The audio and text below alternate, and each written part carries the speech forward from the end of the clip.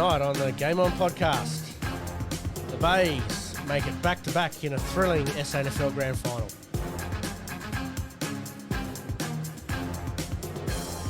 Sydney find their mojo against Port Adelaide and are now favourites.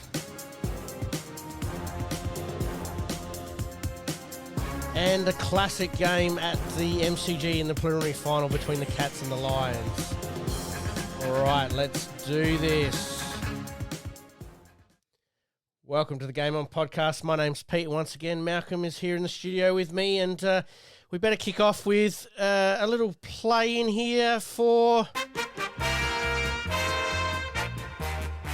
from Tigerland, a fighting fury, we're from Tigerland. In any weather you will see us with a grin, risking head and skin.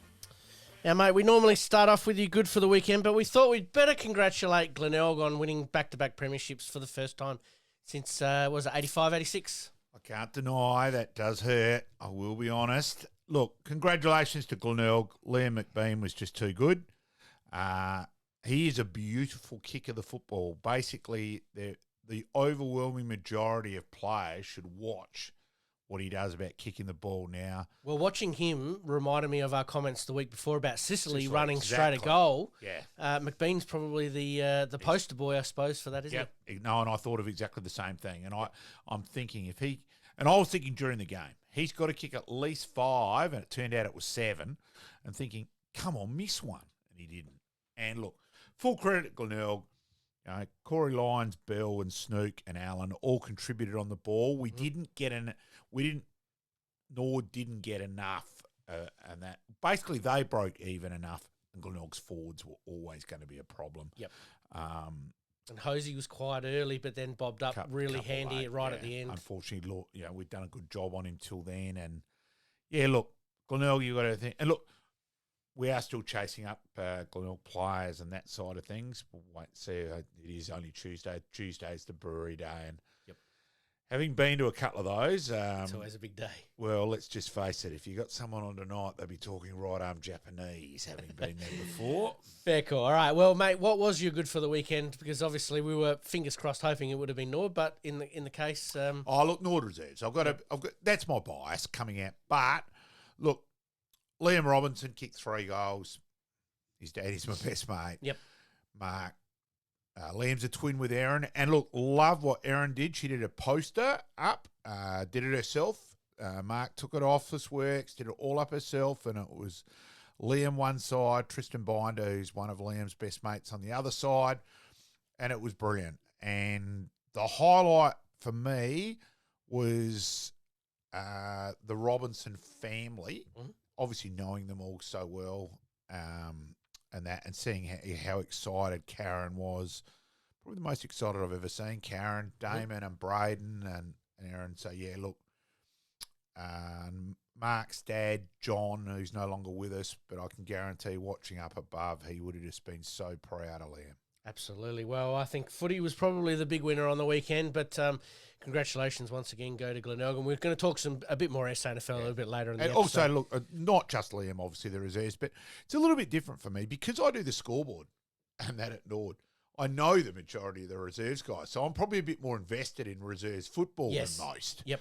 Liam playing, obviously, but it's not just Liam. And, so that was easily the highlight for me.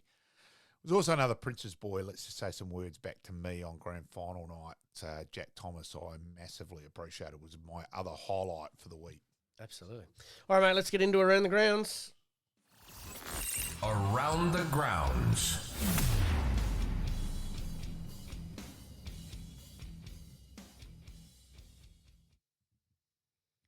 All right, mate, we're going to talk some AFL football, and some SANFL football, a bit more on the grand final, the AFLW.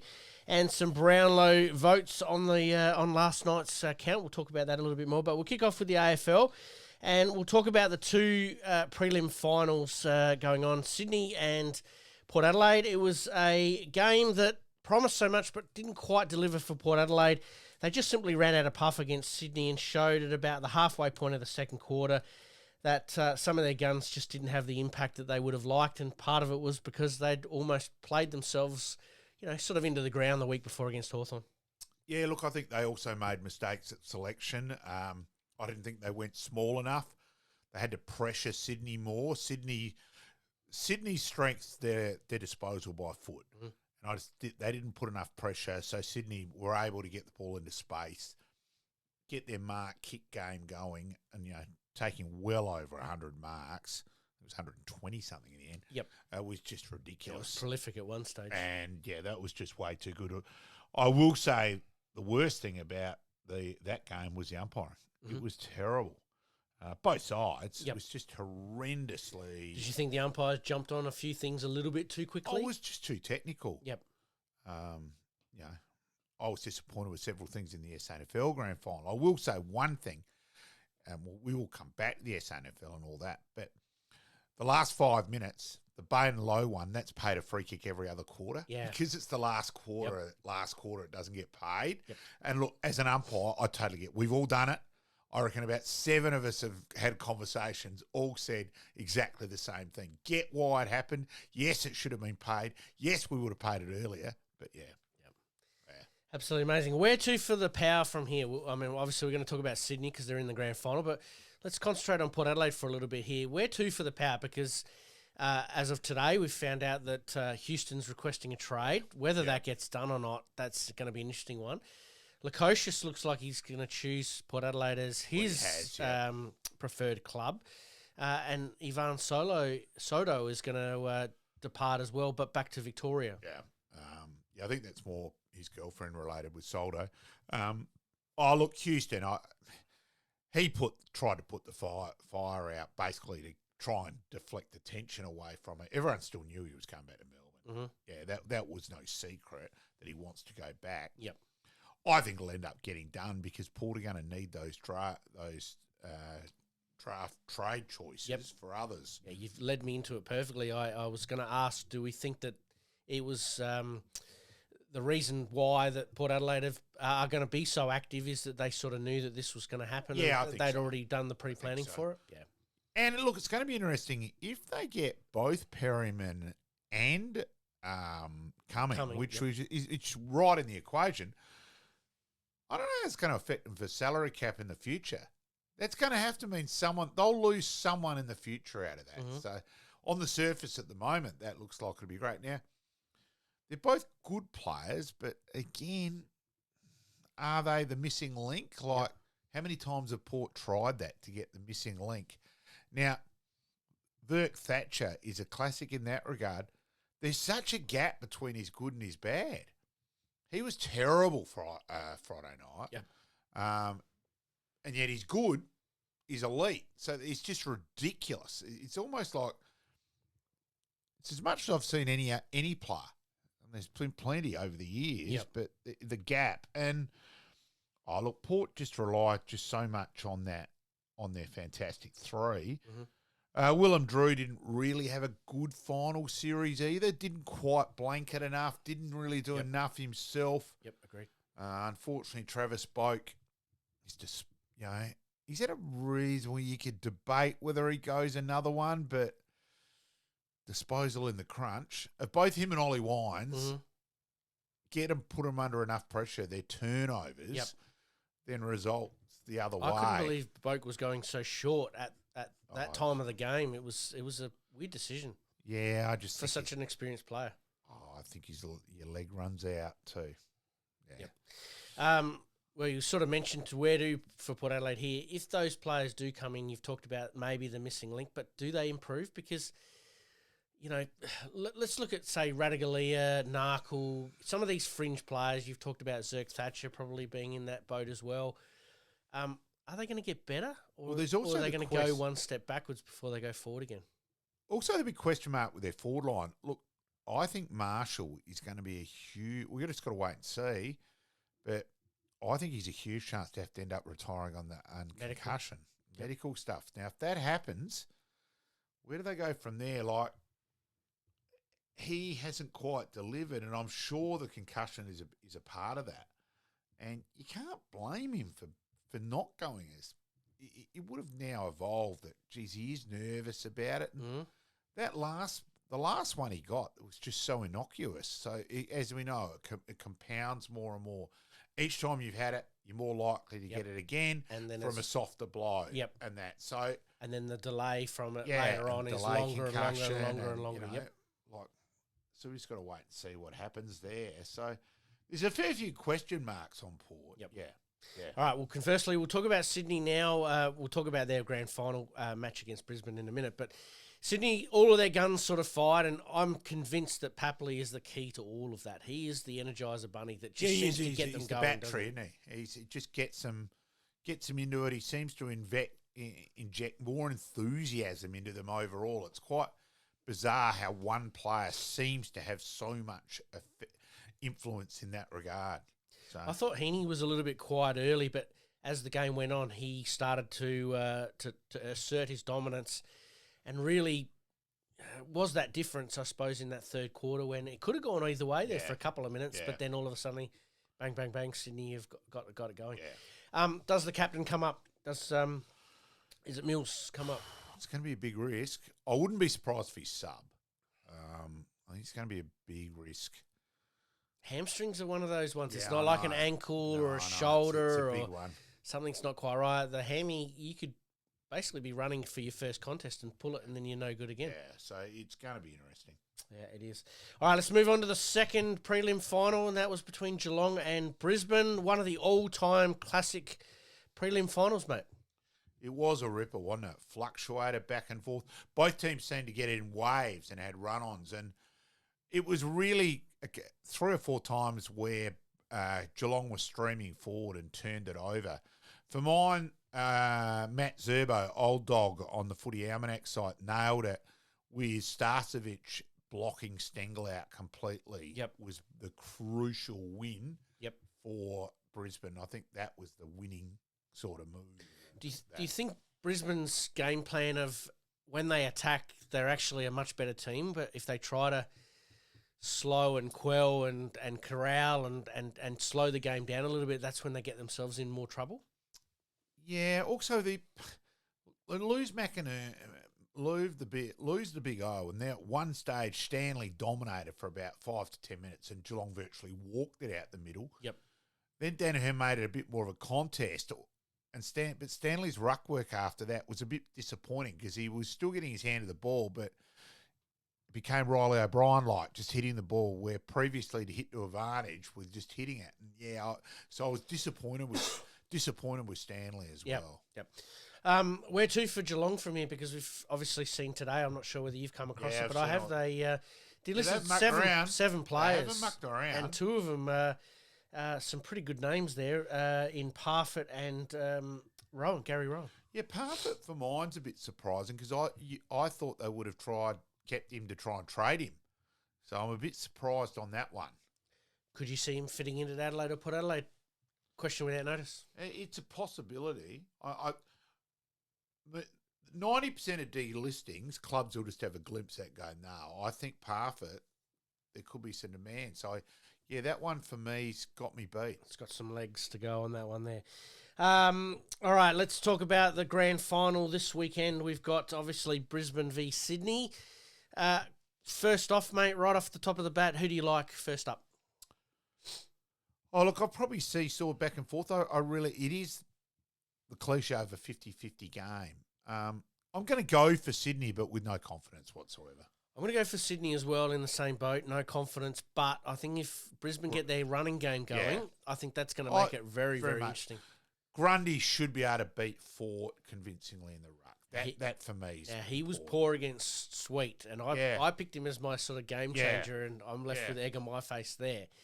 I think this time round he's definitely got the opportunity to assert some dominance.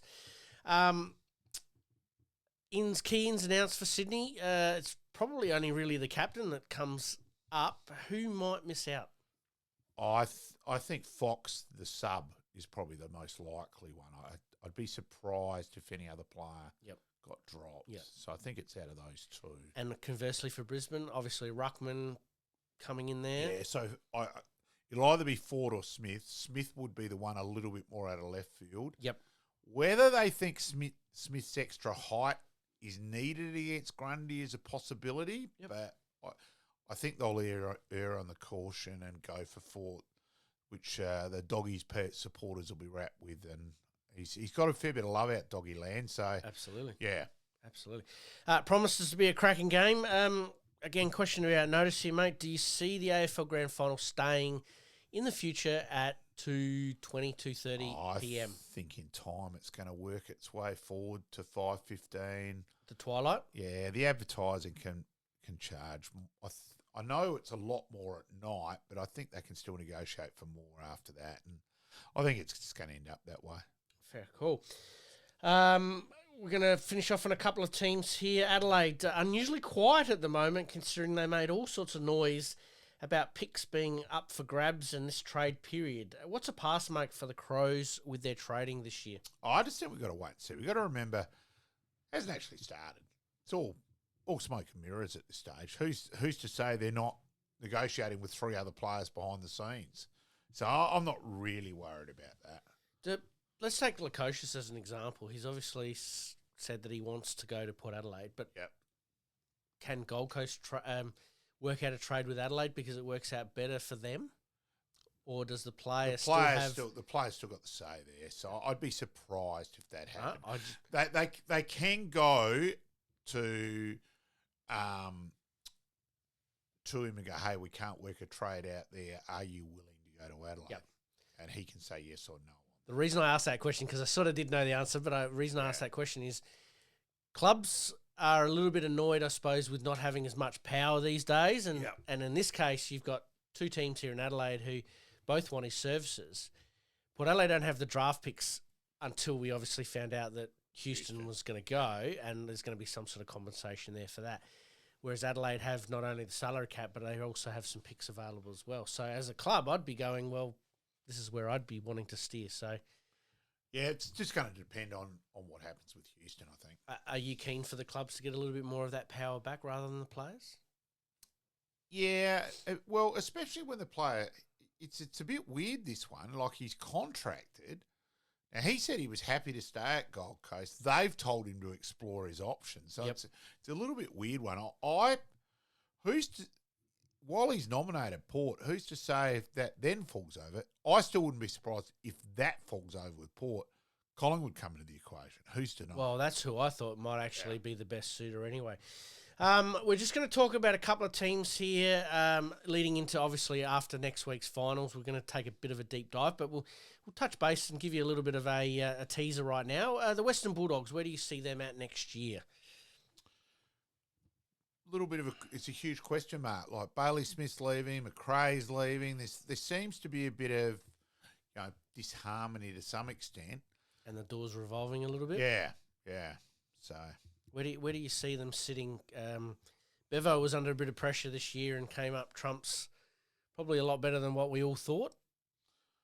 Yeah, but for mine, they were very disappointing at various times this year. They fluctuated too much. So their best is good enough, but their worst is they getting got belted. beaten easily by Adelaide here and easily by Port here, where they didn't even make a contest of it. Mm-hmm. So I saw them. I was at the game where they beat Sydney at Sydney, and they were fantastic that day. Yep. So the gap was just too big. Yep. Yeah, I need to fix that one up.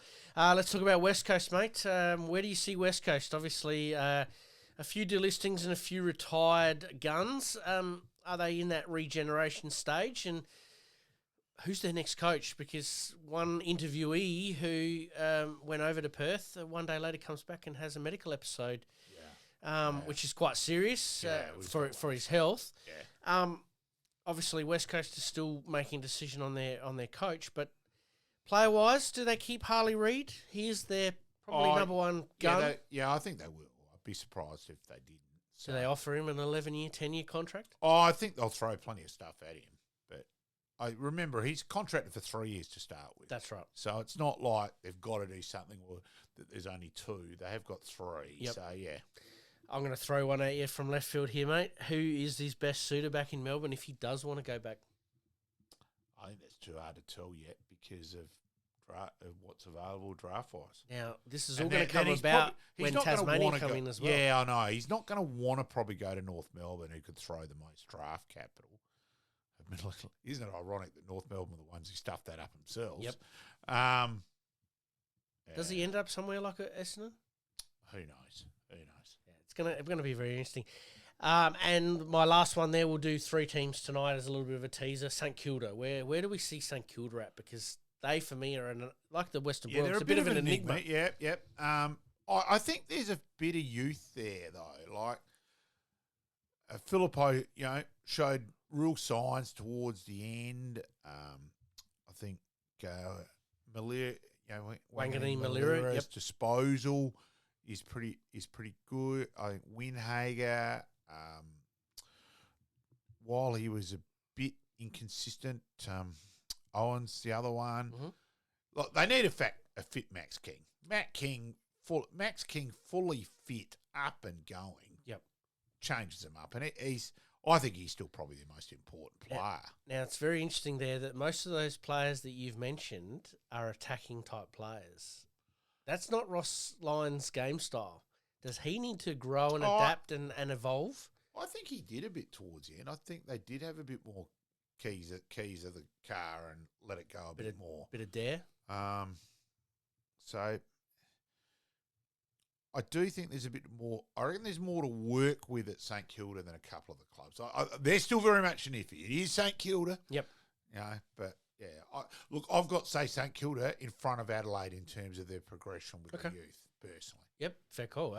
You probably watch Adelaide a little bit closer than what I do. I mean, I watch them pretty close, but you're probably a little closer to it. Obviously, next year, do we see it being an even competition like we have this year as well? Oh, yeah. I think are we starting to get this equalisation just right? Yeah, I think it's basically going to be that for a while. And that's where I actually don't mind the idea of the wild card for the 10 because... Hold that fire because I've got a question for you a little bit later, but I absolutely agree with you there. Do we see the AFL freaking out at the moment over the fact that we've got 2 non-interstate teams playing? No, I don't think out of that. Got to remember, great result tourism for Victoria this week. Now, I think all that side of things, the AFL Grand Final's always going to rate. Yes. So I don't really reckon that matters. And look, they're saying the potential of this is huge ratings-wise because it's going to get more ratings in the northern states than normal. Absolutely. Where the Victorians, you're still going to watch the Grand Final. You're not going to not watch the Grand Final in terms of that way. I'm football out after Nord losing, but I dare say I'll still end up watching it somewhere. Of course.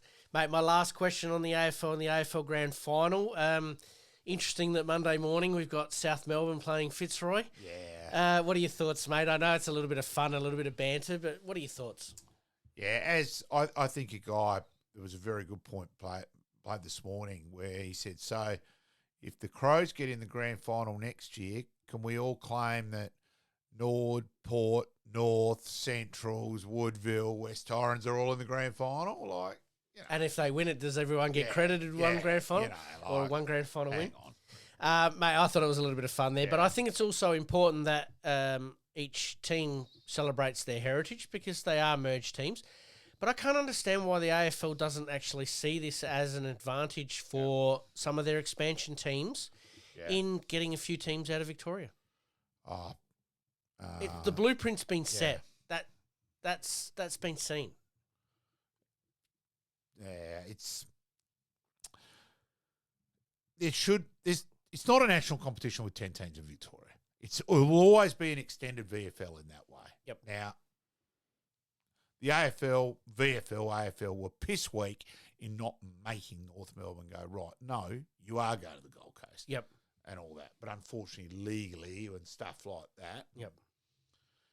I don't think Wayne Jackson's going to have James Brayshaw around for Christmas lunch. No Christmas cards? No, I don't think so. No, fair call. So, out of that, but it just should have been stronger. Yep. And it's crap. But the blueprint's been set. If they're looking to reset and get some traction in those northern markets, you've got to have that Victorian base because there'll be a ton of people at the MCG wearing their old South Melbourne Guernseys and their old Fitzroy Guernseys. Yeah, very much so. On Saturday. So having that base already in Victoria, I think can only be a benefit, and I think the blueprint's been set. All right, mate, let's take a very, very quick break. Coming up, we're going to talk, obviously, more on the SANFL Grand Final. And the AFL Women's, Adelaide, back on top again.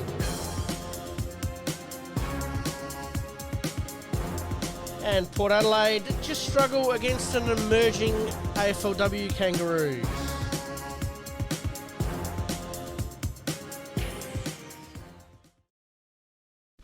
You're listening to the Game On podcast. We'll be right back after this short break. Looking to buy or sell your home anywhere in Adelaide, from the hills to the sea? Meet Gary KRIEVS, your dedicated local agent from OUWENS CASSERLY Real Estate. With unparalleled knowledge of Adelaide's housing market and a commitment to exceptional service, Gary ensures a smooth and stress-free experience for all your real estate needs. Trust the expert, trust Gary KRIEVS at OUWENS CASSERLY Real Estate. Your next dream home awaits. Contact Gary today on 0422 071 317 or on email garyk@ocre.com.au. And for more listings, please visit owenscasserly.com.au. Make it happen.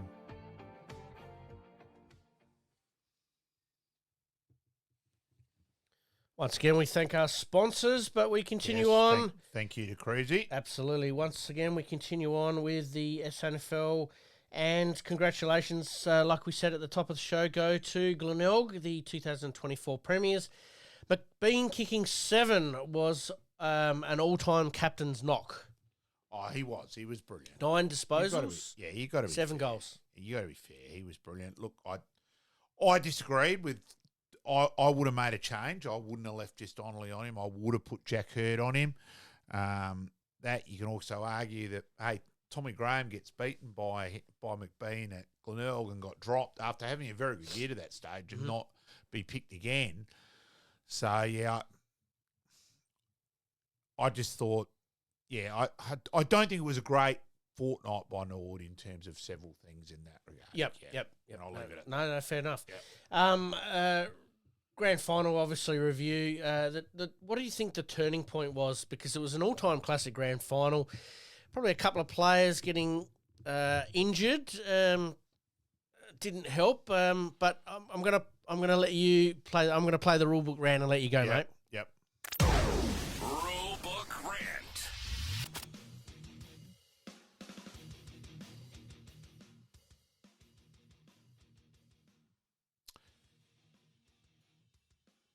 Yeah, let's get things with the grand final. Now, Will Gould destroyed Finn Hurd's grand final after 6 minutes behind the play. It wasn't both them going for the footy and an injury, not a problem with that. But it was clearly off the play. Footy's changed. Those sort of acts are gone. And we've all changed in that regard. It's not the eye for the eye that it was back in Barmy's day in the 70s and that. But with that, it was clearly off the play. I've known Finn Hurd since he was 6. With Finn on Sunday night, I've never heard him so distraught, so angry, and justifiably so. And some expletives that you've never heard utter too much before. Yeah, certainly words I've never heard from the Hurd family before. Yep. And understandably, he's so angry. And also, I think being fair to Finn here, part of that is anger that they're both PAC kids. Yeah, he's a couple of years older, but out of that, so I think there's some anger from Finn Hurd there. Mm-hmm. Now, let's get things right. Gould has now been reported twice since on video. Now, he's gone for 3 games for that. I think he should have gone for 6 because you're meant to get double penalty from the grand final. Yep. But also because he's been fact, and, you know, out of that, the rule is if he'd been reported twice by umpires on the day at SANFL level, you're sent off. Now, I didn't know that rule, Yes, and I reckon yes. about 90 to Probably most 95% of our won't. listeners won't know that. Yeah. And it's very rarely applied. Ironically, Nathan Eagleton got sent off after being reported twice at Nord, and it was vintage Nathan Bassett in the coaching box that day. And because they were disgraceful, you got found not guilty on both charges, and they were blatantly not guilty. The umpire really stuffed up that day. But on this, it's clearly off play, and that's where I am a fan of the send-off rule. And having umpire with a send-off rule and that, I am a fan of it. Now, people say, no, bullshit. For an act a mile off the hay, he's ended Finn Hurd's grand final. So out of that, people say, and I guarantee there'll be people out there, that's just sour grapes, your Nord and all that. No, I'd say the same thing with Nord, a Nord player. It might get me in the shit for saying it. Yep. And there'd be a few people at Nord who wouldn't be happy that I'd say it. Yep. But no, behind the play incident, and someone you knew, I reckon, makes it a bit worse. Yep. I think it's bad enough if it's not someone you know. Yep. But out of that, and So then my, not counter argument, but my point to this is: do we then have an umpire sitting up in the reviewing it play by play, or if there is an incident that needs to be looked at? Like an arc, like the AFL arc. Because this is what the AFL are trying to get out of the game, which means it should filter down to all levels. Now, it's obviously filtered down to local football level where the send-off rule is it is. Prolific. It's been there forever, and I think it has to be there. That's Thank goodness it is there. Yes. Like it's hard enough umpiring as it is. The send-off rule is vital there. Yep. Let's be honest, there's some games where you're babysitting. You just want to get all 40. Want to get players off the ground as quickly as possible and safe. But behind play incident. See you later. I've got out of that, and because he got reported another one, and out of that he's only got a fine for the other one. I found that a little. You look, that's a bump, and they've gone on the light and the gradings. Yeah, I know the gradings off by heart, so I can see that. But I reckon he's a little bit lucky there as well. Yep. But I can sort of still see that. But it's another report. So if it had been in the game, he would have been sent off. Yep. Bang, ladies and gentlemen, the rulebook rant. Finn Hurd, we hope that he's okay. He's operated on Thursday. He gets operated on Thursday. Yep. All the best to Finn. I guess I'll be having a fair contact, checking in on him a bit. And all the best to Finn in general. Absolutely. Mate, I know you could have probably gone a lot harder there, but I understand why. And I probably, out of that, because I'm probably going, well, hang on, I can't win being a Nord person there. And people are going to say, you're just being a dickhead because you're biased with Nord. So that's fair enough. Those kind of acts that we're trying to clean up out of the game, and that one was as blatant as it needed to be. And as I said, I think... you could have gone a touch harder there. GLENELG, obviously, very, very good. You picked it right from the get-go. You thought they were going to build into the season, and they probably timed their run just perfectly. Oh, they did. And look, as I said, I was always very firm that I thought they had the most ability. I thought they batted a bit deeper than others. Lyons, Bell, Snook, Allen, Curran. Curran coming back gave that experience. Cole Gerloff, I'll try and get hold of Cole tomorrow. Yep. Probably hopefully by about lunch tomorrow, might be capable of talking. We'll go from there. It's been important for GLENELG, and so they were good. Max Proud's a very good player. I think he's one of the premier defenders in the comp, if not the premier defender. So I rank the GLENELG side pretty highly. I rate Martini. I think Stretch is underrated. But McBean, 7 goals. Yeah, he was the difference. He was the difference. And as we said earlier, he should be the poster boy about how to kick for goal. They should put that on repeat to watch Sicily watch it 3 million times. So it becomes second nature. Yeah. Again, I know he's probably a little bit old, but would an AFL club look at him just purely for that reason? Possibly, but he's also, to his credit, with Harry Boyd's a bit the same, where they both want to.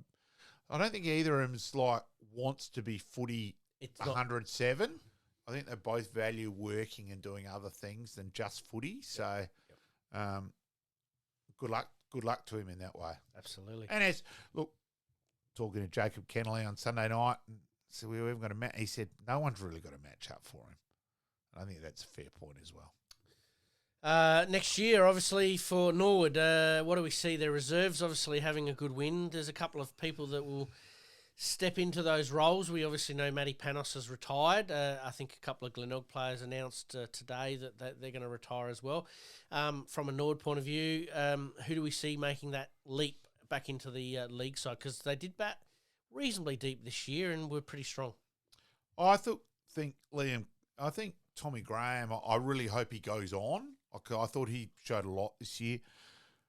Liam Robinson's one. Yeah, I'm biased towards Liam, but he kicked 3 in the grand final, had out of the Nord 7 goals, 3 other goal involvements.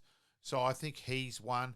But look, you just got to wait and see on what you lose in the draft. Look, Nord at the moment, I think Ling, Cootie, and Lowe, especially Lowe, out of their grand final side are all chances to get drafted. Yep. Then there's Polkinghorne, Newton, and Bowman are 3 juniors are a chance. So you just got to wait and see. And I think with Lockie Bowman, we'll wait and see what happens there. But Ned Bowman, Lockie, his dad. Yep. We'll wait and see what happens there. But we might get the father on at some stage, just for the parents' perspective. We'll go for a bit of a different angle there. Yep. And I do know Lockie because played lawn bowls with him. Yes, he's in my lawn bowls team. We did have a chat about it last Thursday at Grant Dowwood's funeral. Yes, and that side of things on how many clubs had spoken to him and all that. So might be a good opportunity for sure. Norwood obviously had an impressive year, couldn't quite get the job done. Harry Boyd, obviously McGarry medalist, he did everything he possibly could. He left every bit of ounce of blood basically out on the ground. He kept coming off with the blood rule. That was the thing. The blood rule really hurt us with him. That it showed on the momentum. If he doesn't get the blood bit, Norwood probably do it. Even with Mick being 7, still end up winning. Yes. So, and look, as I said, the low free kick not paid, the holding the ball was a bit more, but the low, it should have been a free kick to low. And the was it Mitch Carroll? I think got quite high at the 50-metre mark at the southern end there, late in that last quarter. No, not Mitch. Mitch played in the reserves, and full credit to Mitch. He went down. He was the unlucky player who went down and played very well in the grand final, and full credit to Mitch for not only his attitude, professionalism, and so I'm wrapped that he ended up playing in a flag. Not Mitch Carroll, Mitch O'Neill. Yeah. Unlucky there. Yeah. Look, Nord didn't have, again, you can say, you're Nord, but there's several instances where you watch back now and think, geez, they didn't have much luck. Mm-hmm. The Hosey, you can say, threw his head into the ground a bit. That one's, there. Yep. The one where they're running forward and all of a sudden the free kick's paid in the back late. So, they didn't have any luck. Yeah, it is what it is, mate. Yeah. And as I kept saying, the sun's going to come up the following day and the day after that, and water's always going to be wet, so we can't do anything about it now. I'm still not sure of those.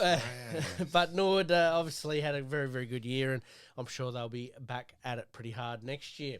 All right, let's move on to the AFLW. Adelaide took care of Essendon at Unley once again and find themselves top of the table. But as you said, having that game, competing with the SANFL Grand Final, meant that the crowd wasn't there. It was stupidity, but unforgivable idiocy by the AFL. How in the hell they couldn't work that out? It shows the complete lack of brain cells. And I wish the Crows had gone, we're not playing then. No. Yep. I don't know how much say they get, but just But also Sturt as well. They were competing in the SANFL Reserves Grand Final, so they wanted to, as a club, wanted to be there, but they're volunteers and they're people who needed to be at Unley to make sure everything ran smoothly. I think it was just crazy. Unbelievable. Just going back to the SANFL for a minute there, 35,129 fans going to Adelaide Oval. It was a fantastic sight. Yeah, it was one. As much as I hate to say it, Yep. no, but it was. Look, it has to be it's very ironic as a Norwood supporter. 2018, similar in terms of everyone else, the neutral said, great game, one of the best games ever. Yep.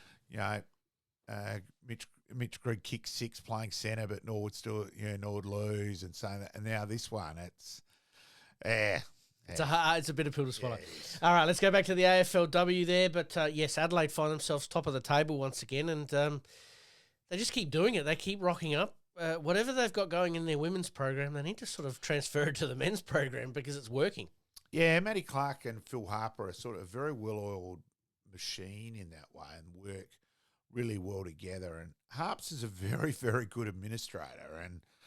And he's someone we will get on the show at some stage too. Yeah, look forward to that. And just continues to tick the boxes there. And, yeah, they're going to be around the mark again. Absolutely. Port Adelaide never really looked like getting going against North Melbourne, and they are as strong as they were last year, but probably a little bit better. Yeah, and I think they're the team to beat. I think they're just hell bent. They were very unlucky. They were a bit unlucky last year's GF, so I think they're hell bent on revenge there. And you look at the top three at the moment. You've got Adelaide, Brisbane, and North Melbourne sitting 1, 2, 3. Usual suspects are up there once again with some teams like Richmond, Hawthorn, Freo and St Kilda just sort of with that one loss at the moment. That's fraction below. Correct. Yeah. We are recording on a Tuesday night, so Richmond are currently playing Port Adelaide in the AFLW and Richmond are leading by 28 points. What's your thoughts on these midweek games for the AFLW, mate? I know we touched on it a little bit last week, but I really want to drill down on it this week, mate. I think it's just a bit of overkill. So, I think you've had people who have watched both prelim finals on the weekend or prelim final and SANFL, but just say the Victorian side of things. Yep. Prelim finals on the weekend, and then the Brownlow last night, which I admit personally, take or leave it on the Brownlow. I'm not a... Yep. You're not sitting there for 3 hours watching it all? Nah. You'll chime in at, 20 past 10 and just see who's leading and the speech and that's done? Or not even that? No, not even that. Fair enough. Oh, look, and as an experienced umpire, it is insane that the most prestigious award in football is by the umpires. There are games where you come off the ground, you have literally got no idea. Yep. And it's just crazy. And umpires, we openly talk about that, saying it's bullshit. The coaches award and the players MVP. Look, the players MVP side of things didn't get helped by John O'Brien. He did it as a joke, set it up for a particular player to get nominated as most courageous when we all knew that he's taken the mickey. Yep. And I don't think it was only John Owen, in fairness, but I think it was a joke at Brisbane and it snowballed a bit, sort of thing. So that didn't help the overall bit of those awards being taken really seriously. Yep. And it's taking a while to build up, and I think it is. I think now people are looking at the coaches' votes because I think also people are fed up that the defenders are just ignored completely, and you look at the coaches' votes and you get a bit more reality of the game. Yeah, that guy stopped that guy and helped us get the win, et cetera, et cetera. Well, if you got coaches' votes from the weekend, I can guarantee Starcevic is right up there. Yep. Well, he ain't getting a Brownlow vote for that, and it's just overboard. Yep. So it has become a midfielder's medal. Oh, it is. It's just a joke. Going back to the AFLW, I'm a little bit unsure of playing games in the week. I think that there's a little bit too much overload at this time of the year. The grand final week needs to have its week. Leave it alone. Because at the moment we've got obviously Richmond playing Port Adelaide. Tomorrow night we've got Carlton v North Melbourne. Thursday night we've got Geelong v Hawthorn. And Friday night we've got Collingwood v the Suns. And also Essendon v Melbourne. St Kilda v the Dockers. And the Western Bulldogs v Sydney. And obviously Saturday. So it's just football. I think it's tarnishing what is a great product in the AFLW. My thoughts when it should be. I do indeed. All right, mate, let's get some tips quickly. Carlton v North Melbourne, mate. I'll go North Melbourne. North Melbourne for me, even though it hurts saying that because I'm a Carlton man. Geelong v Hawthorn. Toss the coin. I'll go the Hawks. I'll go the Hawks there as well. Collingwood v the Suns. I'll go the Suns. I'm going to go Collingwood. It's in Melbourne. But anyway, Essendon v Melbourne. Yeah, I'll go Melbourne. I'll go Melbourne there as well. St Kilda v the Dockers. In Melbourne. It's in Melbourne at RSEA Park. I'll go the Saints. I'll go the Saints as well. The Western Bulldogs v Sydney. Sydney For me. And then this is interesting. We've got a double up of games here. We've got on Sunday we've got North Melbourne playing Richmond. So North Melbourne played twice in reasonably quick succession. Basically, yeah. Yeah. I'll still go North Melbourne, but it's Interesting. a bit bizarre. The Giants v the Eagles. I'll go the Eagles. I'll go the Eagles as well. I think Daisy's got them up and about. Yeah. Brisbane Lions taking on Adelaide Crows. Just thank goodness it's got her out of the commentary box. Yep. It's in Brisbane. It is in Brisbane at Brighton Homes Arena, which is obviously Brisbane's second ground. New bit. I'll go Brisbane since it's up there. I'll go Adelaide and Port Adelaide playing Carlton. Port Adelaide and Carlton obviously playing games in quick succession as well. Yeah, I'll go Carlton. I'll go Carlton as well for me. All right, mate, let's talk some Brownlow legends. Patrick Cripps winning the 2024 Magarey Medal with a record number of 45 votes. Well, he might have got enough votes to win the Magarey as well, but yeah. Oh, mate, I've just taken so much medication to be able to talk today. The Brownlow. I just think it's more the number of votes he got. Like, hang on, so Dacos' 38 votes is enough to win it in any other year. I just thought there were some games. Like I just think, look, he's a great player. Don't dare get me wrong. I think he's a fantastic player. But yeah, I think the umpire's got a bit Cripps carried away there. Absolutely. Nick Dacos, obviously, from the Collingwood Footy Club, finishing second. And Port Adelaide's very own Zach Butters, even with those indiscretions, is still racking up votes as number 3. So there's your top three top quality players. Do we see, Nick Dacos really only in his third year? And he's a gun. We all acknowledge that. He's one of the best players in the comp. Beautiful reader of the play, footy smart. There is Dacos there. Let's not forget his old man's one of the most skillful players in footy history. Probably the first person who invented the different kicking for goal along the ground, which everyone tries to copy nowadays. Yep, and doesn't get it right either. So Dakes has got a lot to answer for, actually. Yep. I just think, as I said, I looked through some of the games today and just, hang on. And as I'm saying, I'm not having a crack at the umpires with that because it shouldn't be such a big deal. They've got so much to concentrate on as it is. It's crazy. Riley O'Brien winning the community award. Obviously, as we've always said, great bloke off the ground. Enormous credit for him off the ground. I'll leave it at that. Yep.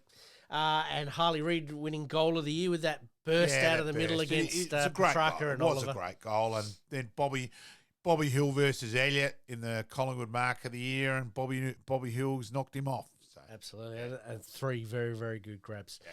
All right, mate, let's take a very, very quick break. Let's see what's coming up. We've got our past players, past legends on Friday. Greg Whittlesea. Sir Yankalilla. And in our local flashbacks on Monday, we've got Craig Martin, our local golfing expert.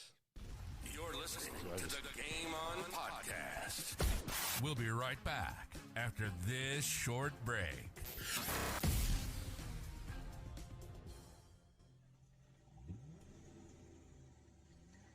A dents and scratches putting a dent in your day? Introducing Roger Steen Crash Repairs Adelaide, your trusted solution for automotive woes. With over 2 decades of expertise, Roger Steen Crash Repairs guarantees top-notch service, restoring your vehicle to its former glory in no time. From minor dings to major collisions, our skilled technicians handle it all with precision and care, using state-of-the-art equipment and techniques. Roger Steen Crash Repairs saved my car. It looks brand new. Fast, friendly and reliable. I wouldn't trust anyone else with my vehicle.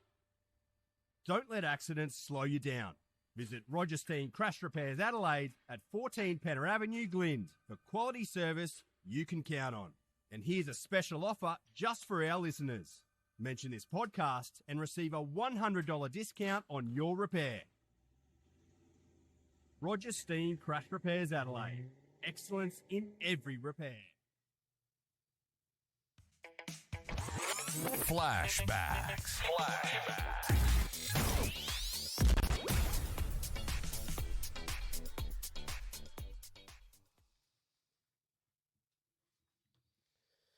And once again, once again, we thank our sponsors. But on today's Flashbacks, we're going to take a look back to the Sydney v Brisbane 2003 prelim final, and sit back and enjoy, guys.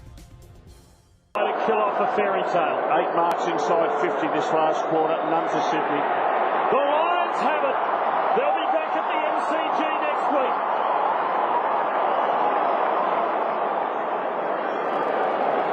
And the crowd, the massive crowd here at Telstra Stadium has gone very, very...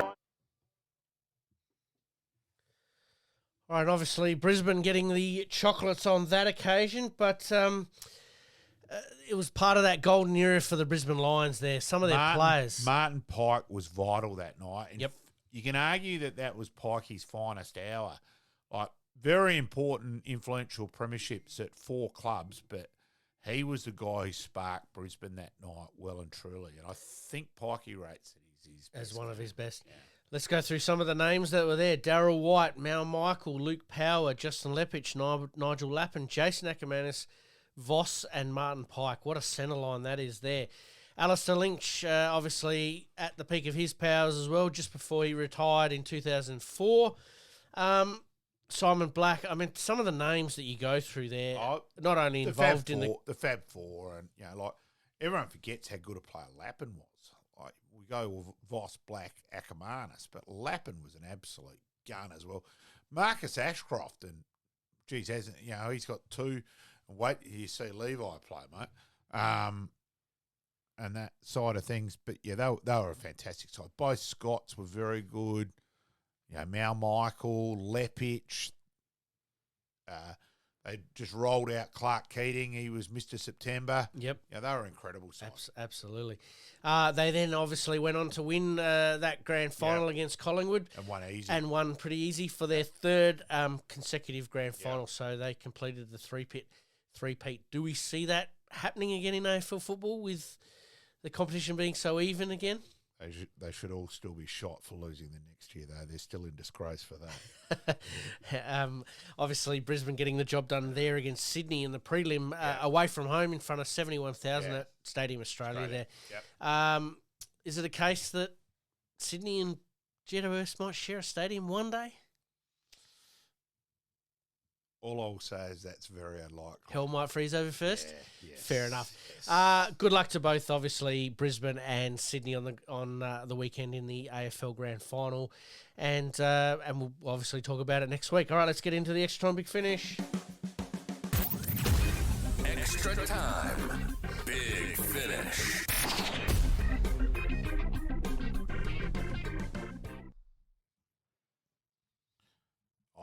I can't deny, Pete, that I will be going for Sydney. Go the Tom Harley, Andrew Pridham. Yep. Although if Brisbane win, at least Zach Bailey, Nord Jr. Yep. Not that he ever played a senior over Nord Jr. and Simon Neves, his stepfather. So there is a Nord link with both sides. Yeah, nice, very nice. All right, let's start off with the extra time big finish tonight. Australia primed to take on the US in the tennis. In the Davis Cup, Alexei Popyrin will be leading the way for the Aussies in this quarterfinal tie. Yeah, it'll be interesting to see, won't it? As I said, though, the Davis Cup, it's lost its mojo. It really has. A little bit of shine there. Yeah. Fair enough. Obviously, Ilana Tomljanovic closes in on a top 100 return. She's right on the brink there. Yeah. Good to see her coming back after a raft of injuries over the last sort of 12 to 18 months. Things are looking good for the Australians come 2025. Especially the male-men's side of it. There's a bit of depth for the first time for a long time. So, obviously Dimonor, is the main one. But Jordan Thompson had a fantastic US Open. Not only singles but winning the doubles. Kokonaskas is that Popperin showing signs. There's suddenly a few names in that next generation. All in the top. Starting to. Or I think it'd be interesting to see how many we've got how many males now we've got in the top 50. Yep. I think it's quite a few now. You've left me some homework there to follow up. I'll predict 5. I'm going to predict 4, but we'll see how we go. I'll follow that one up there. We've got some good juniors coming through as well. Yeah. Olivia Godecki looks like she's going to be that next step junior that's going to step into the senior ranks. Absolutely. Yep. All right, let's talk basketball. The 36ers coach loses his call at a training session last week. Do you think it was justified? It's just hard. Old school, we'd say nothing of it. Nowadays, and it's all sport. Nowadays, you've got to explain to the kid X, Y, and Z, why, and this and that, and it's totally different. And it's, personally, I'm old school, but it's interesting where there's been a couple of the older school guys said, no, he did go way overboard, which I thought was an interesting perspective. So, yeah. Is he under a bit of pressure considering the circumstances of getting the job? I think so. That sort of plays a big part. Yeah. Their new import was told to curb his enthusiasm by the umpire for trying to pump up the crowd. He was almost called for a technical violation for inciting the crowd. Since come out and apologised, saying, no, that's not right. We got it wrong. Yeah, bizarre. It was bizarre. I thought you'd like that one as an umpire. There's always a few little umpiring ones that make you scratch your head a little bit. Let's just say there's some umpires for the weekend. Get the stars out of your eyes. Yep. Yes. Week 3 of the finals. We'll move on to the NRL. Week 3 of the finals. The Melbourne Storm taking on the Sydney Roosters. Yep.